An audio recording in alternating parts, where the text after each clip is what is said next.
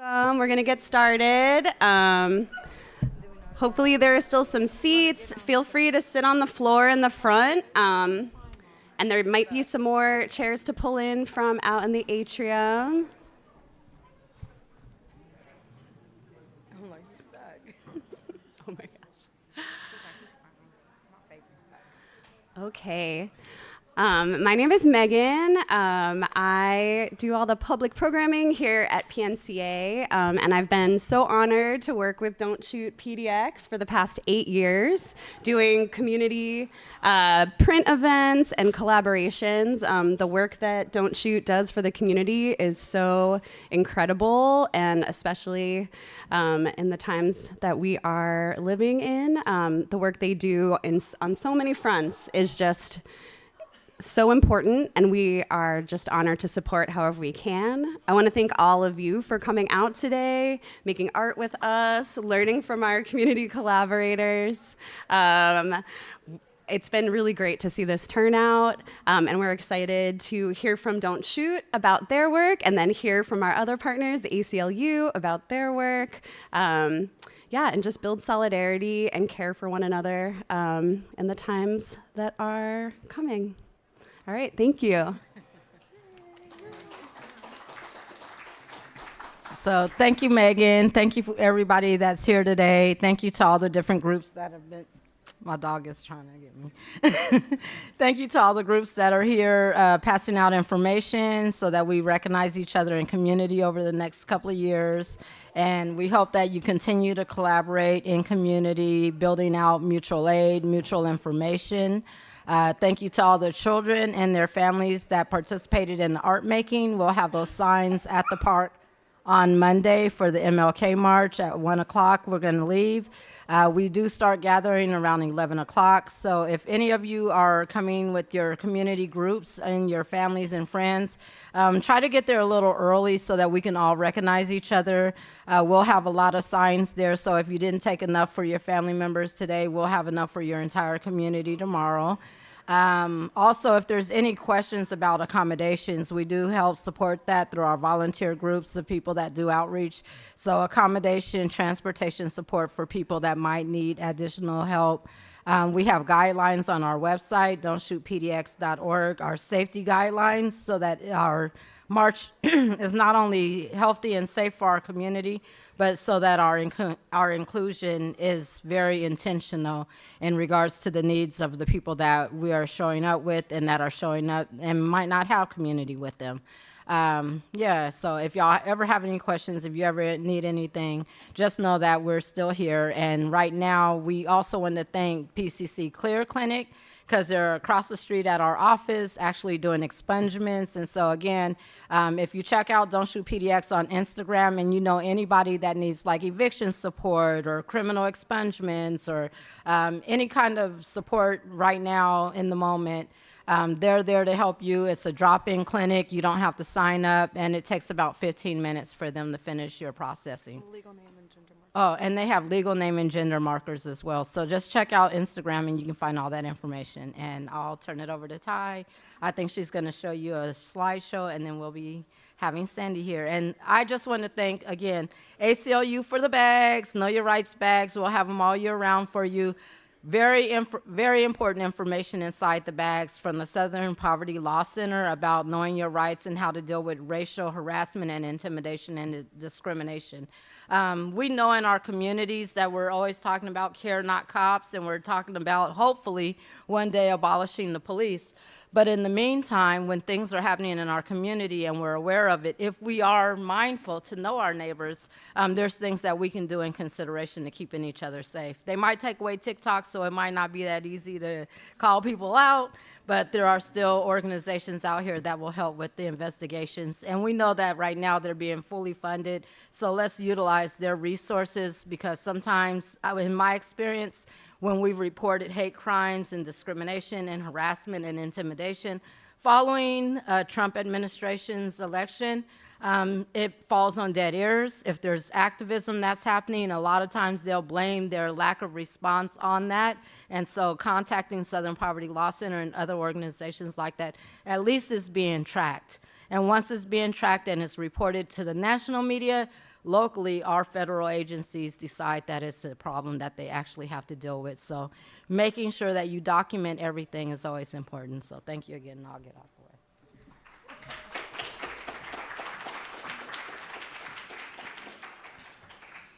I'm going to keep this very short. Thank you, everyone, for being here. Really appreciate you showing up, and hopefully this is just the first. If this is your first time here, obviously you're starting it out on a good note, trying to take care of yourselves and our community, but just make sure that this becomes a part of your daily experience, making sure that you're out there learning as much as you can, sharing that information, and using it to show up for your community. We all live in the same city. You might not have seen each other before, or you may recognize some faces, but we have a lot more in common than you think. And also, we're the people of the community. So when things happen, when disasters happen, uncontrollable circumstances, it's probably going to be a neighbor or a person in your workplace, wherever you frequent. Those are the people that might come and save your life or care about the same issues. It's not going to be a politician, whoever's in office, that's going to change your life or save you. So we need to build community power, and today is a really great example of how we're planning to do that and how we have been doing that for the last 10 years. Thank you for being here, and this photo is just one of the slideshow that we'll play after, but I really want ACLU to get this information out. Thank you for being here.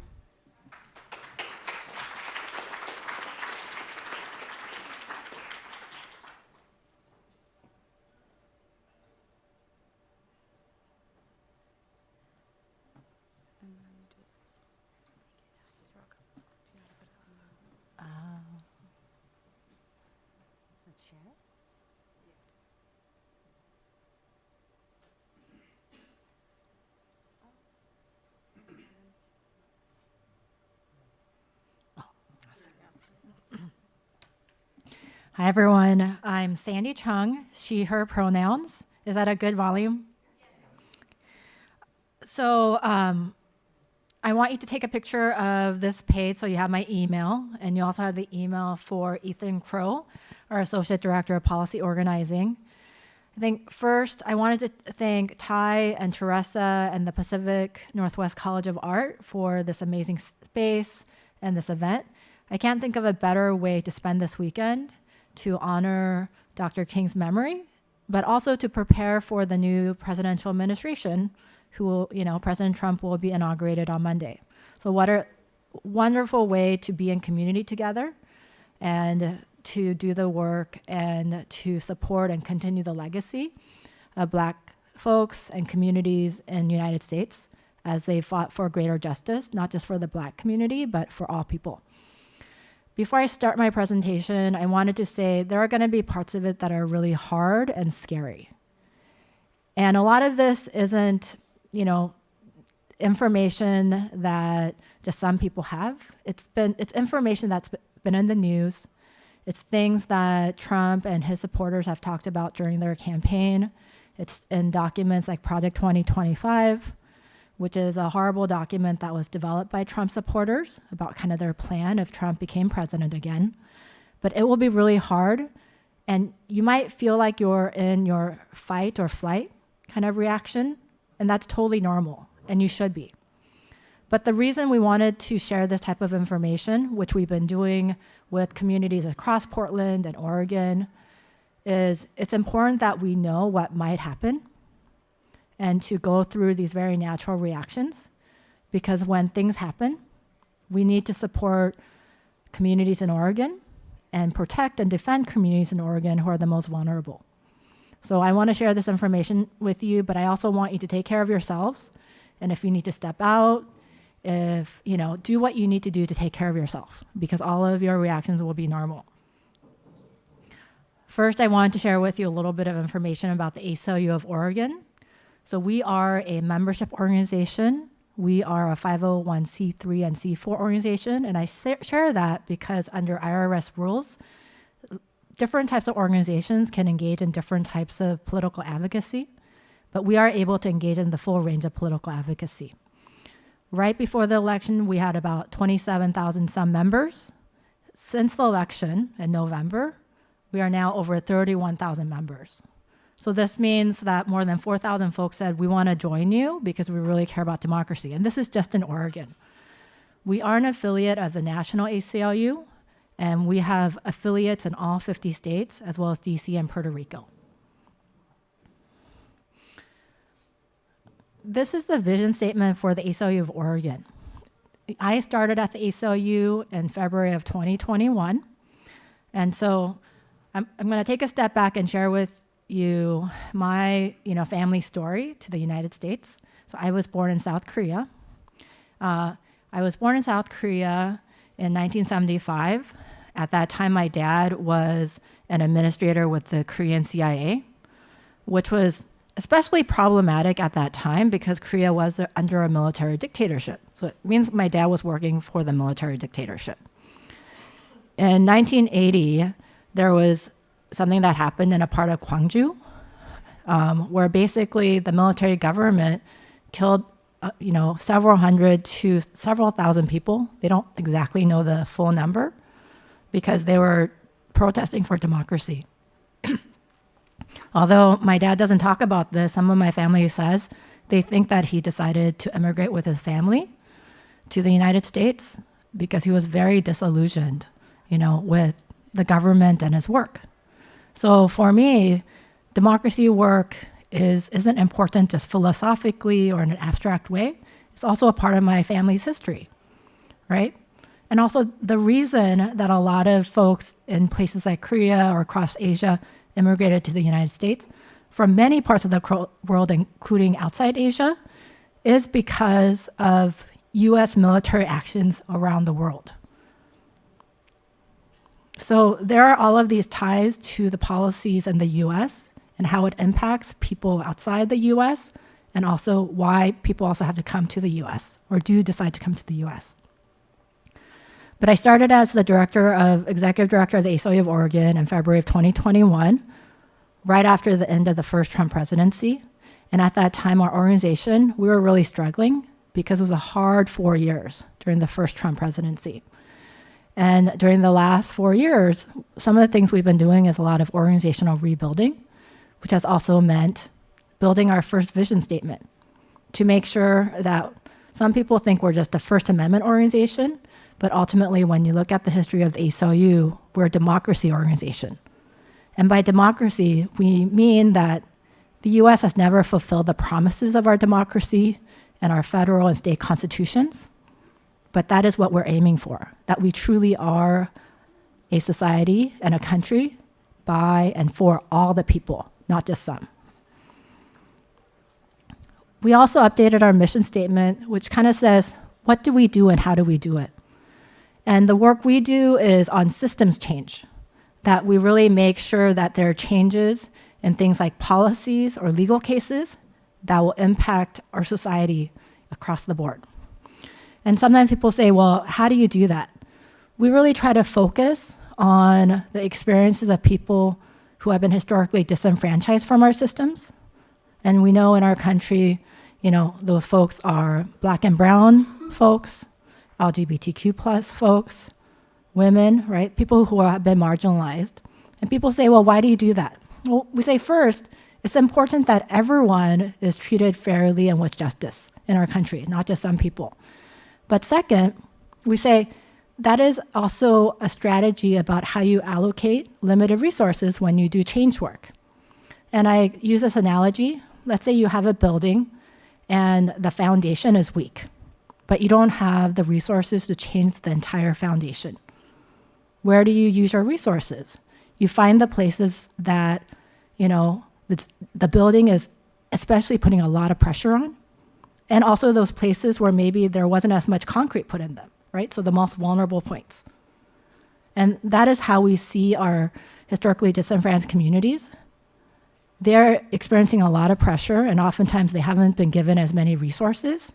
And we think that if we can support them in experiencing more justice in our systems, that helps those communities, but it helps the entire building, our entire world, and all communities. So since April of this year, we've been working with ACLU National to identify some of the real threats of a Trump presidency.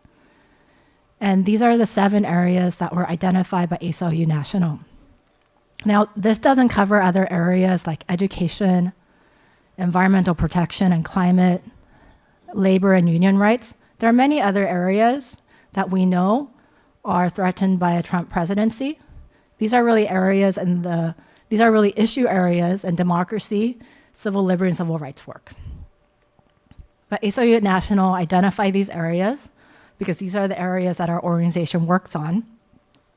And then we took that analysis to Oregon and said, who are the communities in Oregon who are especially vulnerable?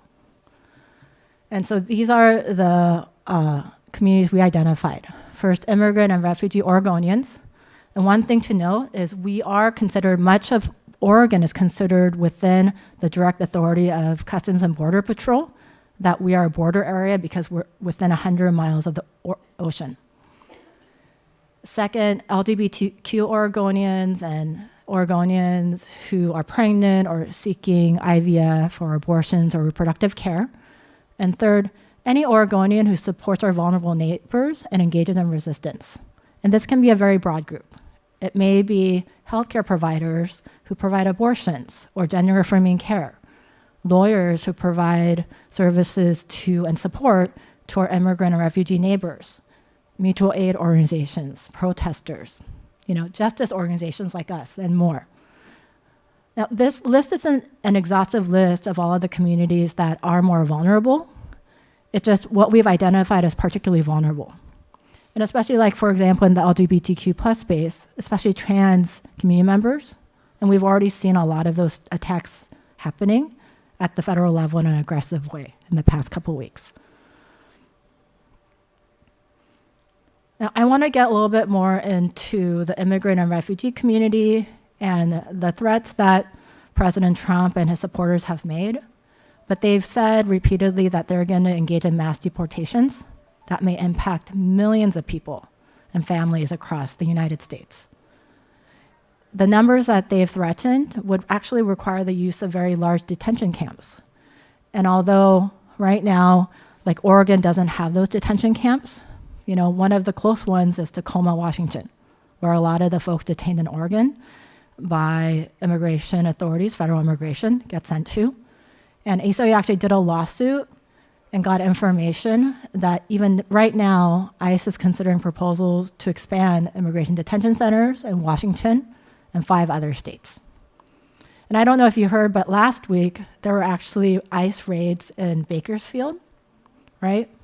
Now, Trump isn't president yet, but what we do know is ICE, those officers, are feeling emboldened because Trump will be president very soon. The other thing is Trump and his supporters have threatened to deport whole families.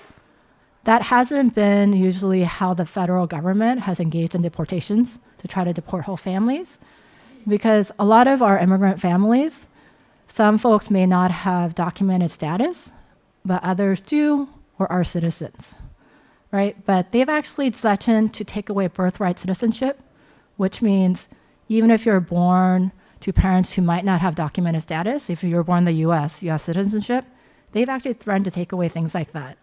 And I think even with ACLU National, we're focusing on even the first day of Trump's presidency of some of the things he may do. And there are real concerns that he won't be able to do it right away, but he might do some executive order saying, I'm going to do this, right? We are going to fight back, but don't be surprised if there are some very aggressive things that the Trump presidency does from day one.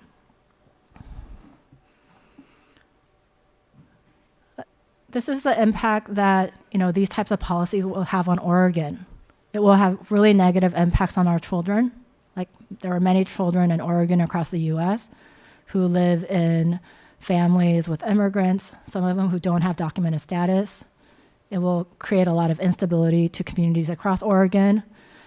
I don't know if some of you remember from the first Trump presidency, but our communities with a lot of immigrants and refugees, including places like Woodburn that have a lot of farm worker immigrants, some of them kind of became ghost towns because people are really afraid to go out and be in public. We also know that it will have significant negative impacts on Portland and Oregon's economy, and that might actually be something that Trump wants to do, to negatively affect the economies of states like Oregon that are considered blue states, because he wants to weaken us. Now, this is the other thing too. Oregon has some of the strongest sanctuary laws in the country, and we've had these laws for several decades. What's a sanctuary law? It's basically a law that says the state and local governments can't use their resources, which includes police and sheriffs, to aid federal immigration deportation proceedings. Now, the federal government can still have their officers engage in, these immigration proceedings, including deportation proceedings. So that can happen in Oregon. We can't stop that. But what our state has said is, hey, no state monies, no state staff, and no local government money and staff can be used to support those processes. And that's actually against the law.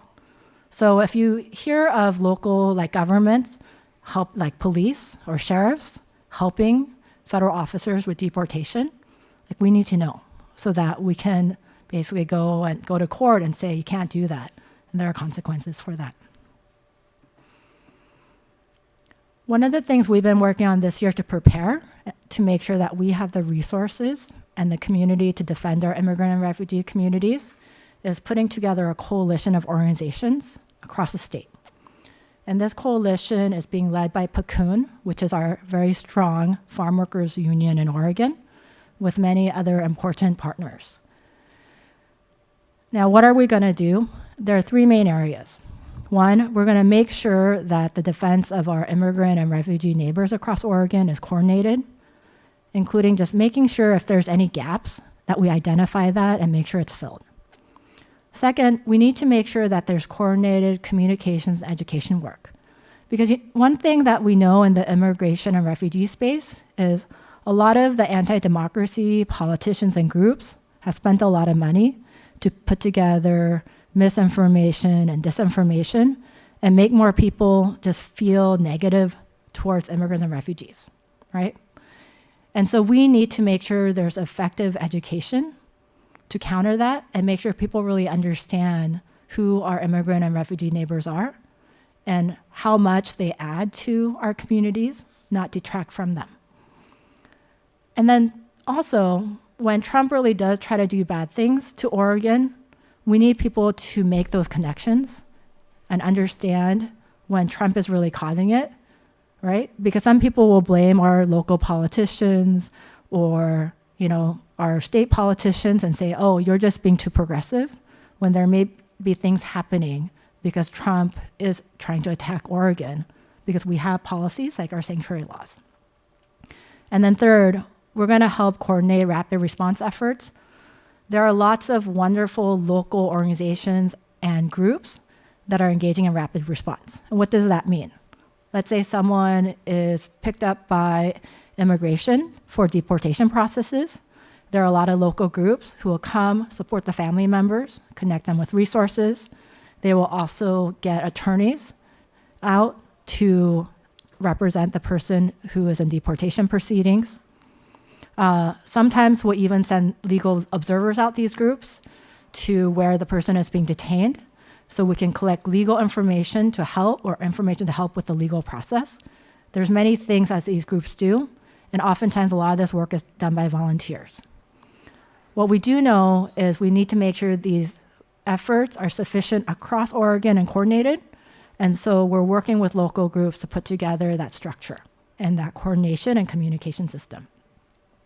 And then finally, at the bottom of the slide, there's a bit.ly link to a Know Your Rights hub that we've started.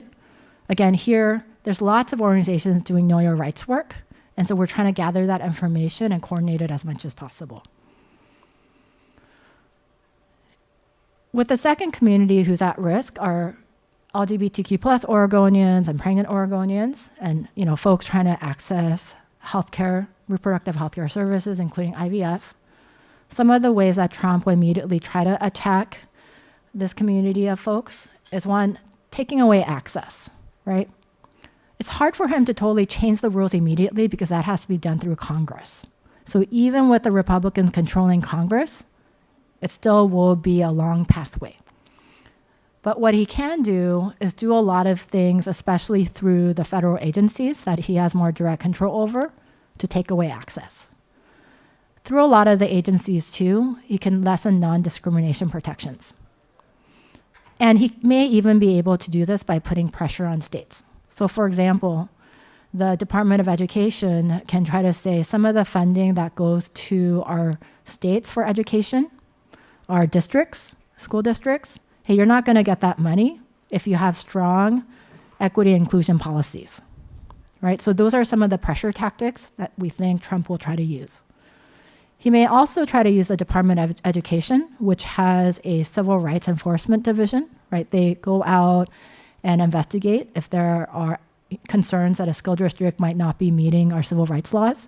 He might actually use that against our schools that are actually engaging in equity and inclusion programs.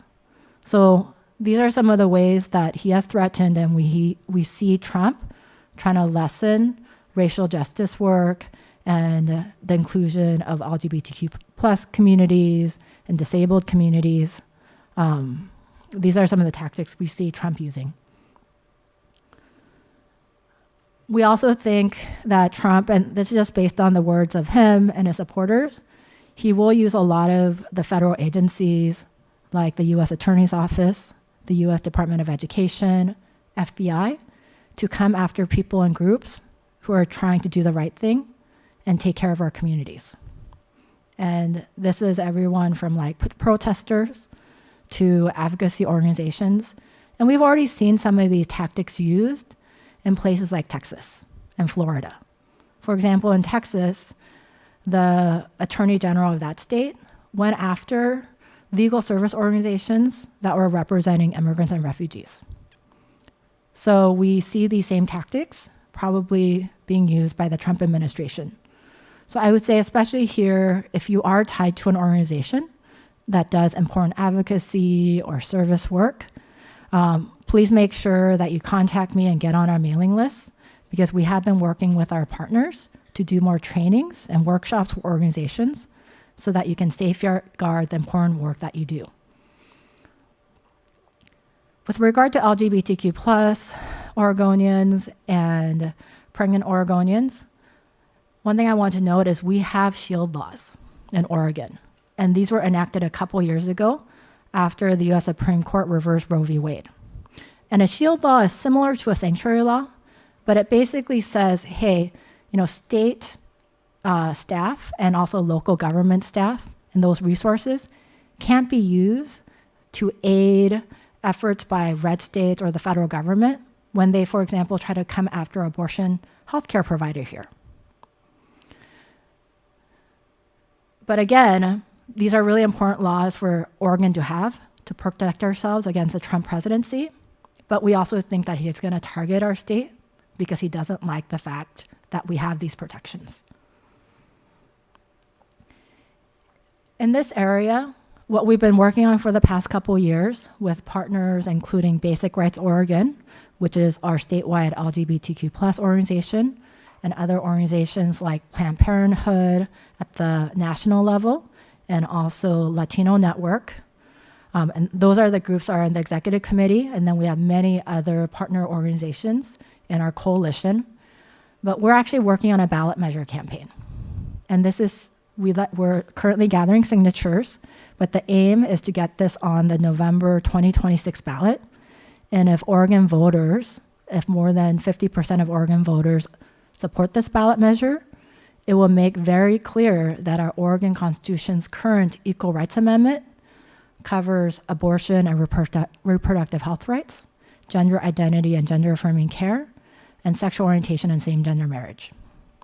Now, we would argue the current language, which is more basic and isn't specific, still covers these rights. But we also know in the current landscape, we don't just want to be in a good enough argument position. We want it to be as strong as possible.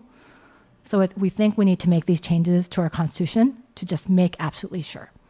But this is the other reason why we need this ballot measure campaign. Currently, the Oregon Constitution has a clause in it called the Defense of Marriage Act Clause, DOMA, which defines marriage as between a man and a woman. This was added to the Oregon Constitution about 2 decades ago by Oregonians. Since then, Oregonians have shifted in amazing ways on same-gender marriage, right? More than a majority of Oregonians support same-gender marriage. That being said, they passed this clause before that shift happened.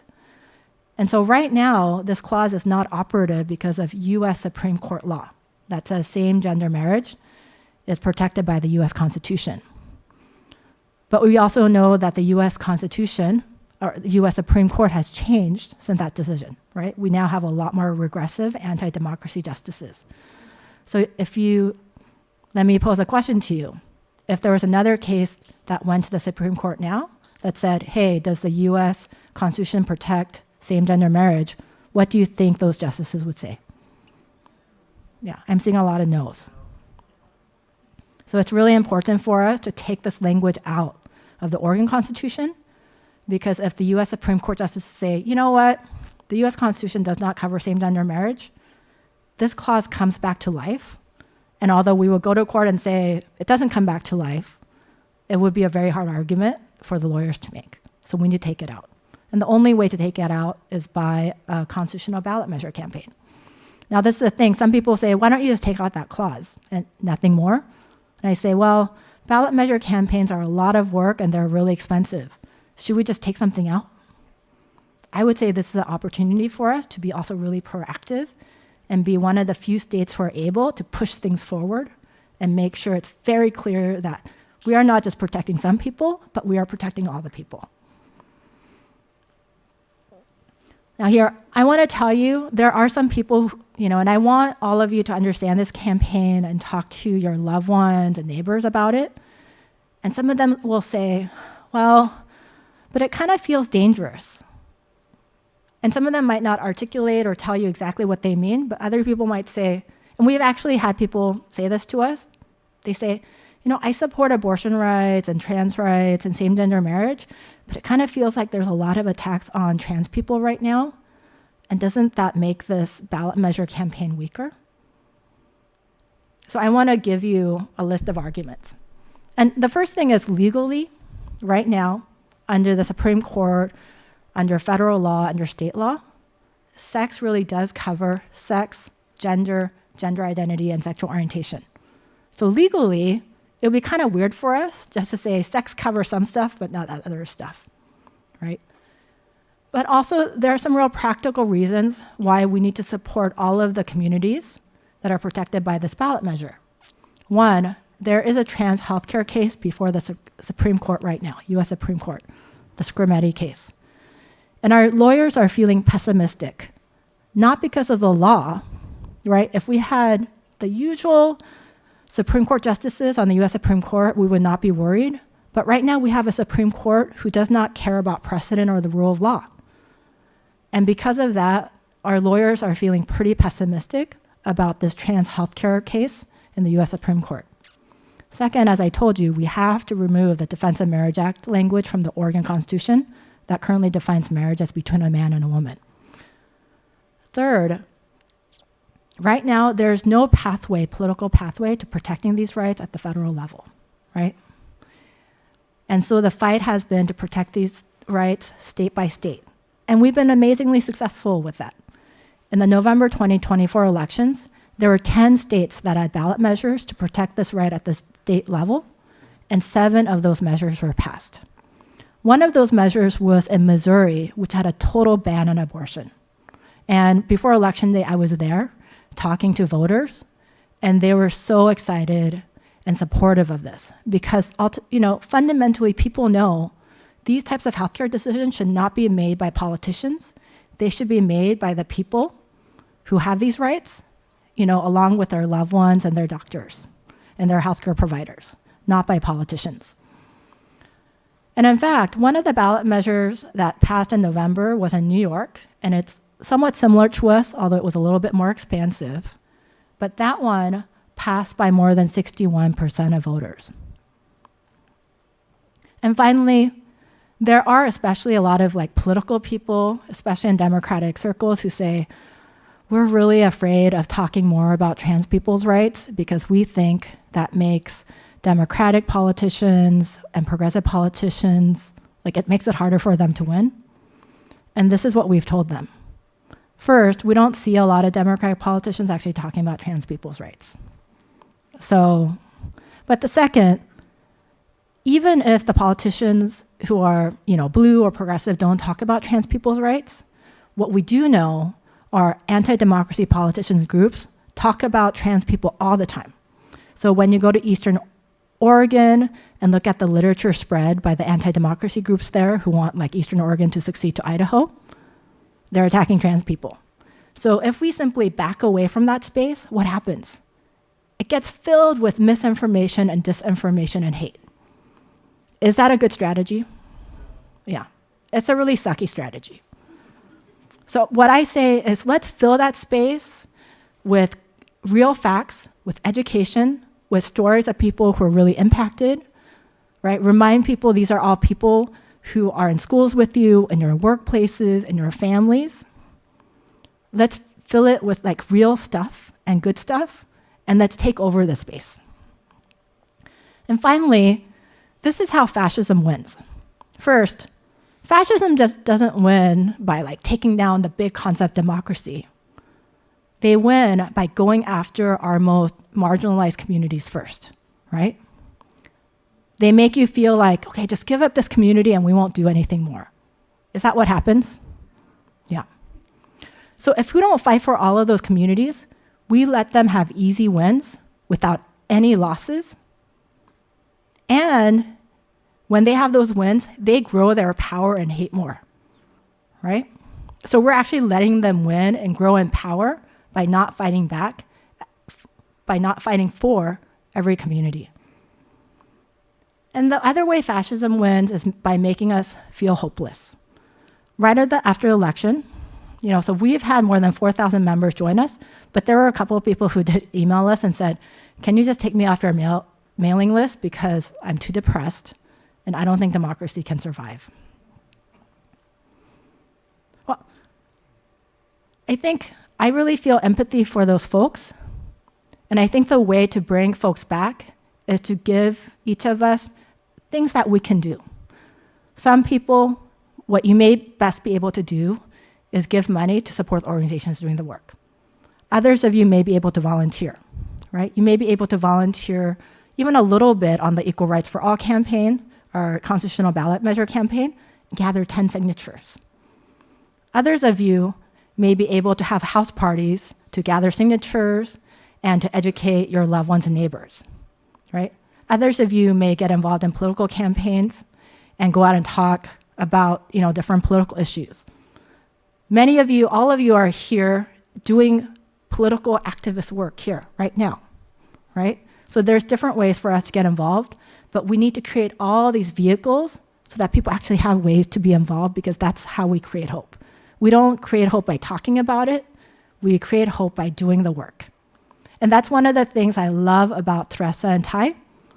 Like they do the work and they create the opportunities for you to do the work with them and in support of them. Okay, I'm putting a tree here. When we were practicing this presentation internally with our team, one of my team members, Mariana, who is here, Mariana, was like, Sandy, could you put in some trees so people have a break? Because that's a lot. And it's true, it's a lot. So when you're feeling like a lot, I want you to remember this beautiful picture of a tree with the sunlight. And also remember, don't sometimes get stuck on the ground, like really see all of the forest, because that will be important. But the next part is really hard.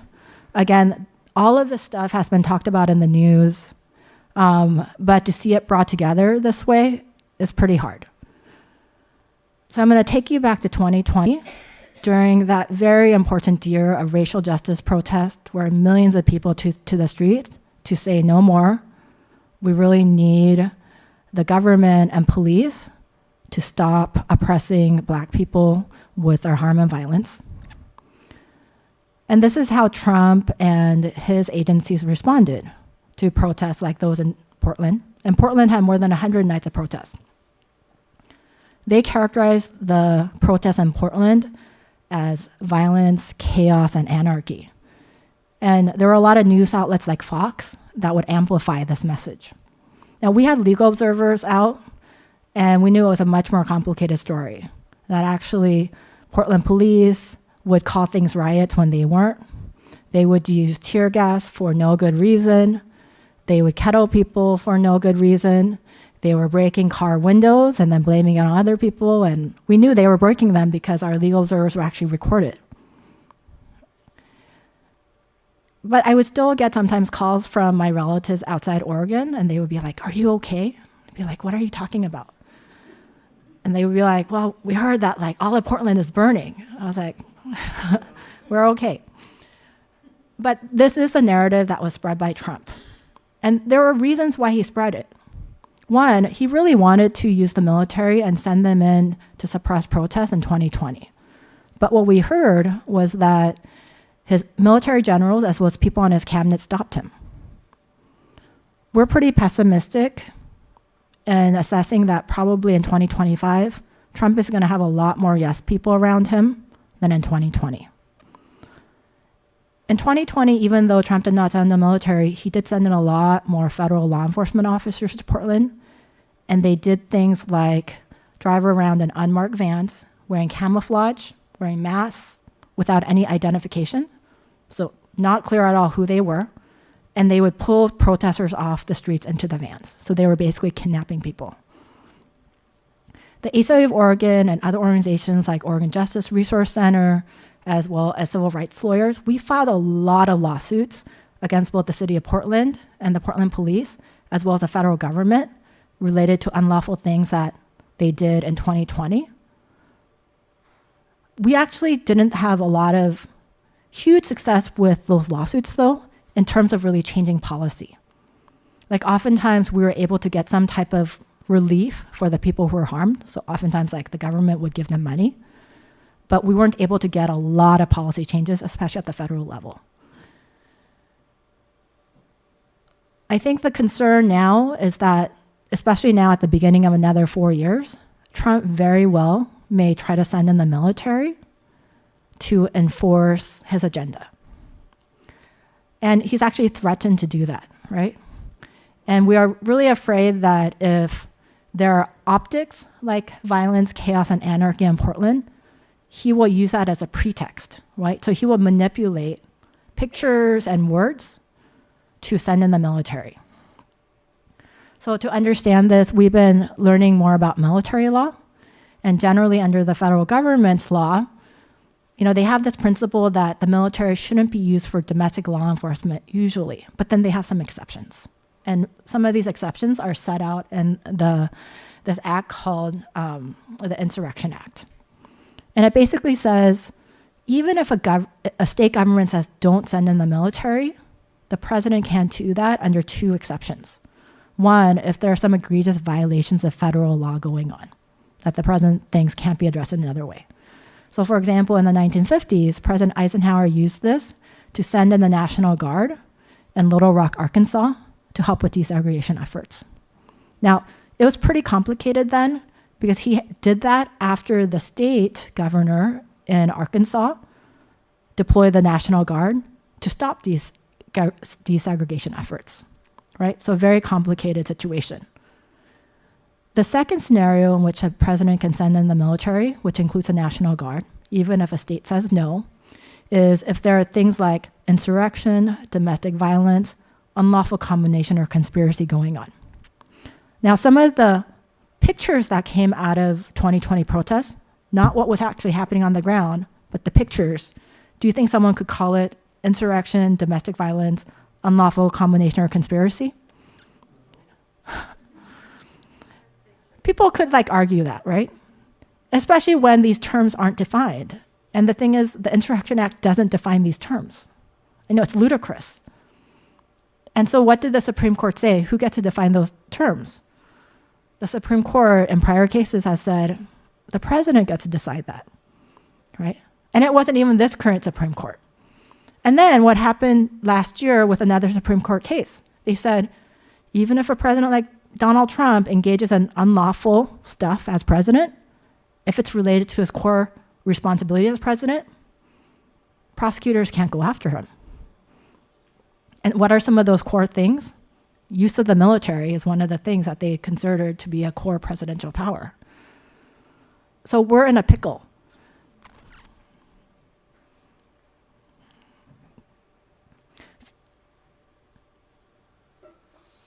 The other thing, and the Alien Enemies Act is another law that Trump has very specifically said he wants to use during his second presidency. And this is a law, a federal law that was last used during World War II to intern people of Japanese, German, Italian descent. This is just one of the very few laws that actually lets the president target people based on their race or ethnicity. And Trump has said he wants to use this because if this law he can actually say this law applies. It actually takes away a lot of the power of courts to basically say what the federal government can and can't do. So if he does this, and he says it applies to people he wants to deport, it actually takes away a lot of the power of these people to use the courts to defend themselves.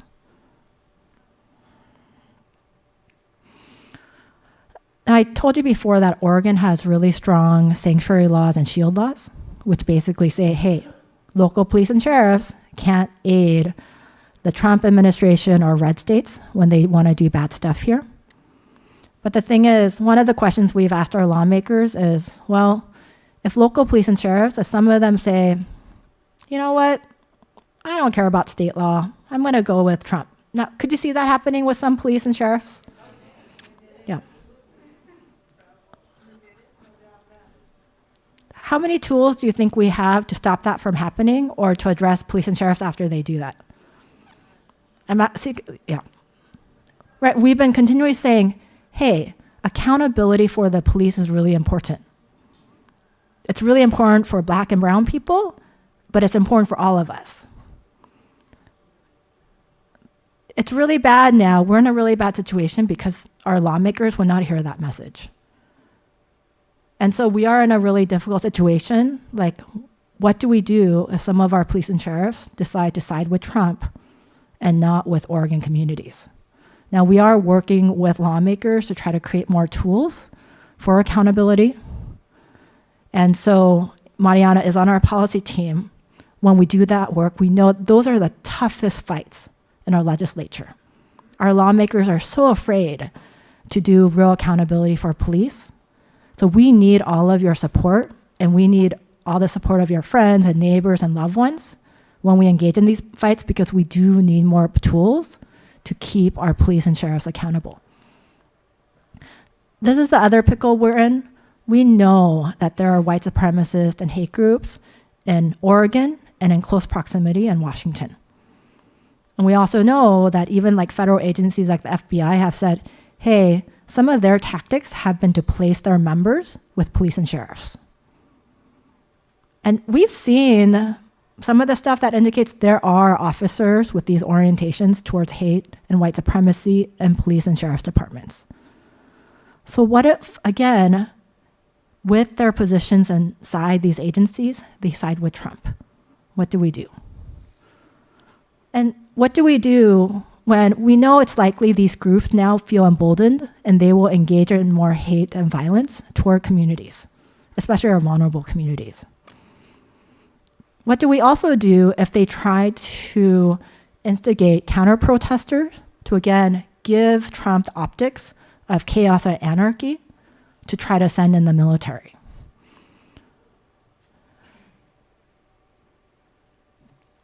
I'm going to tell you, there are no clear-cut answers to what we do. It doesn't mean, though, that it's hopeless. Every time Trump tries to do one of these despicable tactics, we will fight back in all the ways. Some of the ways is we have armies of lawyers at the ACLU and with our partners, and we will use our courts. But that won't be enough. We will also need people protesting. We will need people engaging in civil disobedience. We will need people supporting the communities who are feeling the harm directly. We will need people being creative and making art and educating people. We need to do all the things. So in addition to speaking to community groups at venues like this, we've also been talking to lawmakers. The governor has been meeting with us almost on a weekly basis, the governor's team. We're also now on a table with the state attorney general to prepare. We've also been talking to the police and sheriffs. So we had a conversation with Chief Day of Portland Police about 2 weeks ago. And we said, Chief Day, do you want the military coming into Portland? And he said no. And we said, do you think some of these things are possible? He said yes. And we said, what's your plan? He said, we want to stay out of President Trump's radar. He said, we're on the same page as you, but that also means if protests happen, you can't just call things riots when they're not riots.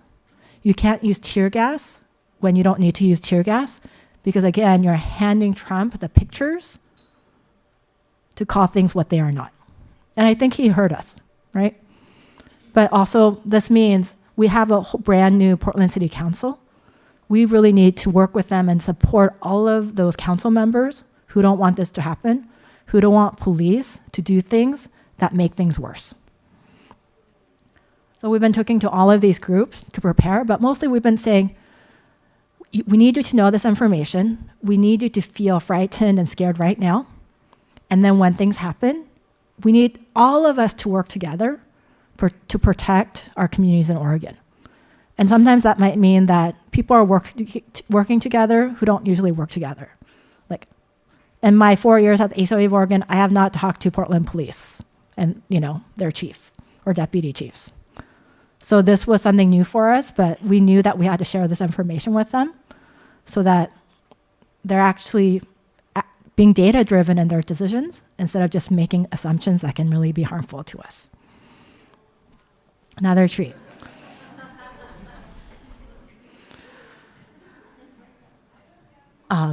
And sorry about the ones these are usually a Google presentation, and whenever I download it into Microsoft, it always turns the numbers into ones.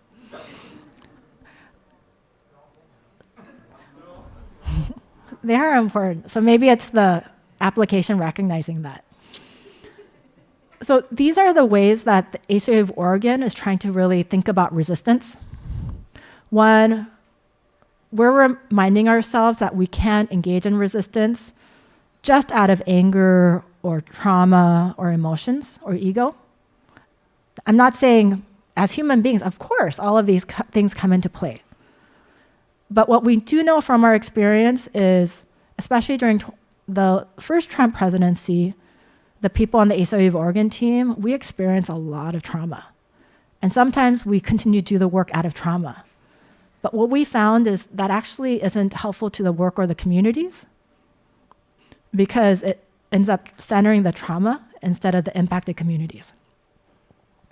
And so what we've asked folks to do is really be mindful about that and also to make sure that they work with our team and themselves too to work out those things in appropriate spaces.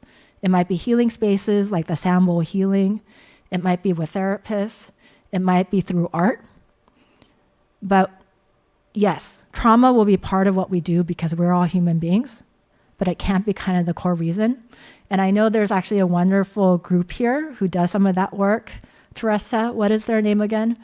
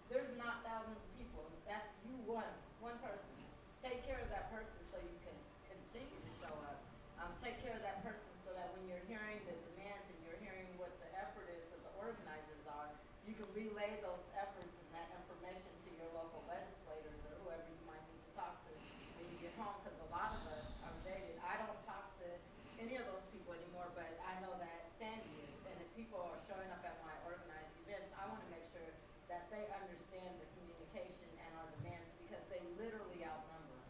If we're talking about Trump as the president and the military and the state and all these people that are so silent that he had the power to become president again, then that means that we're outnumbered in, in numbers. But in our commitment, we aren't outnumbered. We just have to be recommitted. We need to reclaim what that looks like for our communities. So we need to share it. So.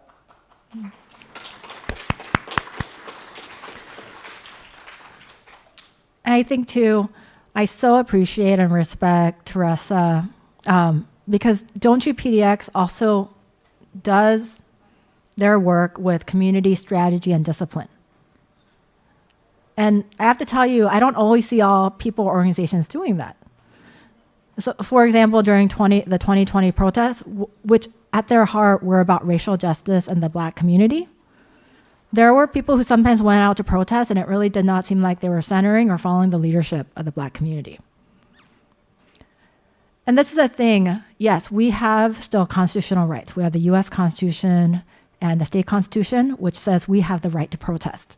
And you don't even have to protest effectively or with strategy. The constitutional right is you can just protest as self-expression. But we also have an incoming president who does not care about the Constitution, does not care about the rule of law, and he doesn't care about harming people. In fact, I think he enjoys harming people. So in this situation, with our limited resources, we have to fight back and resist effectively. That means there has to be strategy, there have to be tactics that are tied to strategy, and there has to be discipline to that. And so we're asking people to really think about that. What your group strategy may be will be different from what ACLU of Oregon strategy will be. That's okay, right? But be very clear about the result you're trying to get to, what you're trying to do to get to that result, and making sure your community understands those connections and what they need to do. And the other thing, one thing I want to really work with Don't You PDX and other Black community members is with the civil rights movement, when you study the civil rights movement, they didn't just do things, right, without planning it. There was a lot of intention and study and training into what they did. And I feel like one of the things, honestly, we don't really do well is learn from our elders what they did and then use that and also build on it. So those are some of the things I ask that you really encourage your communities to do, especially with our Black elders, the Black community. They've been resisting for a long time. So why not really listen and learn from our Black community members and elders as we confront these new challenges, especially under a Trump 2.0. And so that goes into reimagining a resistance. Sometimes it will look like protest on the streets, but protest on the streets is not the only type of resistance. And that's why actually, although my Deputy Director Yvonne is at the People's March, I'm here because what we're doing today is such important to the resistance, right? There's a lot of resistance activity going on here and learning. And so encourage all of your loved ones and friends, again, to really reimagine what resistance looks like. But sometimes what resistance will look like under a Trump presidency will be just non-cooperation and non-compliance in the quietest of ways, right? Because they're also going to come after us who resist. So we have to be smart about it. One thing I really love, Teresa, I think about our conversation, because we know that even under Democratic presidents, the federal agencies have come after Black folks and organizations that fight for Black liberation. And so Teresa and I have this conversation where Teresa said, I totally understand that. So there's things I've done strategically and tactically with Don't Shoot PDX to make sure if they try to come out, like the IRS tries to come after us, I have all the receipts. So again, if you're with an organization, talk to folks like Teresa. Also, connect with me so we can get you plugged in. But there are already people who've been thinking through these things and doing the work. There are a lot of people at organizations who are pretty scared right now. And I say, yes, you should be scared.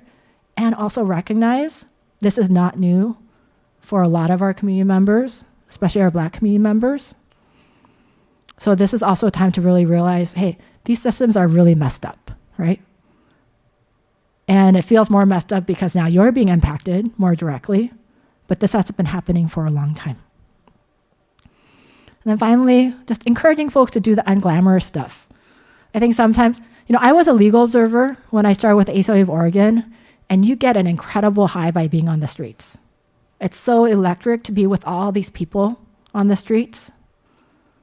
It's not as much electric when you're working on an Excel spreadsheet, organizing, contact emails, or preparing for a lobby meeting with a lawmaker, or asking people to go to Salem to testify. We have a lot of people who will protest, not as many people who will do testimony before the legislature. So what we're asking folks to do is, hey, be open to these other opportunities. Sometimes you might not get as much dopamine right away, but they're also really important, and you will get some dopamine. Also, talk to your loved ones and neighbors. We are really trying to figure out ways where we can help people navigate some of the biases, especially against our trans community members. There's just so much right now. So we are developing some of those deeper conversations, ways to really help people in your families and in your neighborhoods shift a little bit. It doesn't even have to be the full spectrum, right? If they can just shift a little bit, that's a great start. So stay in contact with us about how you can also be part of those efforts to really help shift, people's biases that make justice work so hard. This is a link to ACLU of Oregon's Get Involved page. If you go there, one of the top links is a general volunteer form that you can fill out. At the bottom, I've also listed some great readings for this Trump 2.0 presidency and more kind of different strategies and ways of thinking about approaching resistance work. We also have these ACLU of Oregon handouts that you can take at our table, and we have lots of other things too that you can take.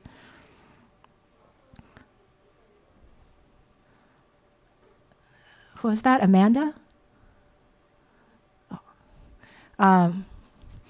And then I want to end with these two quotes, which I come back to when my work gets really hard. So the first by Maya Angelou: "You may encounter many defeats, but you must not be defeated. In fact, it may be necessary to encounter the defeats so you can know who you are, what you can rise from, and how you still come out of it." I believe many of us will meet the challenges and more during the second Trump presidency. And sometimes you may feel a little bit hopeless or a little bit depressed. That's okay. Do what you need to really take care of yourself, as Teresa has said. But please come back to community, because I think that is where we will find the strength and the way. And then this last quote is from the Mishnah, which are the written texts from the Jewish oral tradition. Religion-wise and culture-wise, I'm not Jewish, but I had a mentor, Marshall Gans, who was an organizer during kind of the heyday of the United Farm Workers, who is Jewish, and sometimes she would share this. And before the ACLU of Oregon, I worked on college campuses, and one of my responsibilities was leading their Title IX offices, which address sexual harassment and violence on campus. And sometimes that work is really hard. And when I was having really hard days, I would just remember this quote that I was introduced to by my mentor, Marshall. "Do not be daunted by the enormity of the world's grief. Do justly now, love mercy now, walk humbly now. You are not obligated to complete the work, but neither are you free to abandon it. It's not all on your shoulders, but you do need to be part of the work. And if you ever need a pep talk, you have my email." So thank you for listening and going through this very hard presentation.